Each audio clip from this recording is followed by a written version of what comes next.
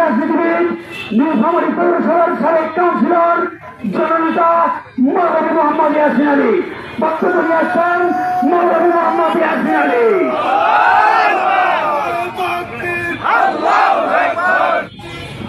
আসসালামু আলাইকুম রহমতুল্লাহি ওয়া বারাকাতুহু। উপস্থিত সাংবাদিক জনতা, আসলে আমরা মুসলমান আল্লাহ এবং আল্লাহ রসুলকে ভুলে গেছি। আল্লাহ রসুল সাল্লাল্লাহু আলাইহি ওয়াসাল্লাম বলেছে, ইহুদি, খ্রিস্টান ও পর্তুগিজরা আমাদের কখনো বন্ধু হবে না। এই আমলটা কি আমরা জানি?